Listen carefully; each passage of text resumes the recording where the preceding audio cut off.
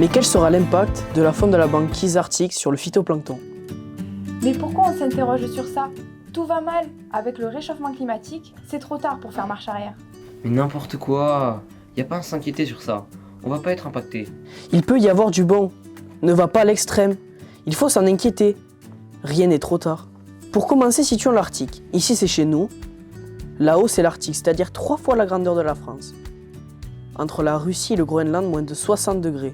Et pourtant très convoité pour ses ressources. For 2 years, scientists went on an expedition in the Arctic Ocean on Tara. Attends. On comprend pas ici. Tu peux me traduire s'il te plaît? Pendant 2 ans, des scientifiques sont partis en expédition sur l'océan Arctique à bord de la goélette Tara. Ils se sont laissés dériver avec la banquise de 1800 km. Ils ont donc constaté la fonte spectaculaire de la glace. Et c'est à cause du réchauffement tout ça? Oui, la fonte des glaces réduit l'albédo. Et plus l'océan se réchauffe, plus la banquise fond. C'est cette accumulation d'eau douce générée par la fonte des glaces de mer et aussi par les apports des grands fleuves sibériens et canadiens qui implique une dilution des eaux de surface. Ah d'accord. C'est ce qu'on appelle le freshening. No, the freshening.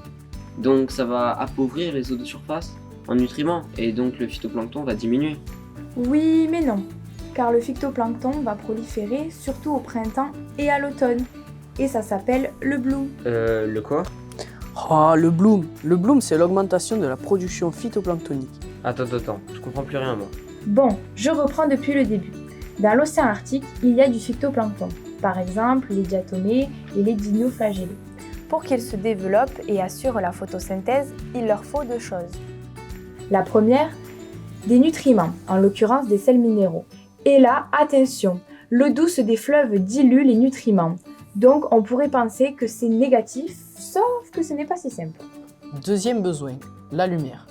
La fonte des glaces permet à plus d'énergie solaire de franchir la surface de l'eau et le phytoplancton prolifère. D'un côté, il souffre du manque de nutriments mais profite de l'autre de l'accroissement de la lumière. Ainsi, une croissance du phytoplancton devient possible en automne dans l'Arctique, alors que ce n'était pas vraiment le cas avant la fonte massive de la banquise. Mais c'est pas tout. Les scientifiques constatent que de plus en plus, l'Arctique est soumis à des tempêtes automnales. So what? C'est une tempête utile alors. Ben oui, il faut que l'océan se mélange pour que les précieux nutriments remontent.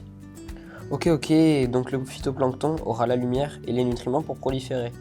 Pour conclure, la fonte de la banquise, si elle existe encore dans 40 ans, n'impactera pas forcément de façon négative le phytoplancton.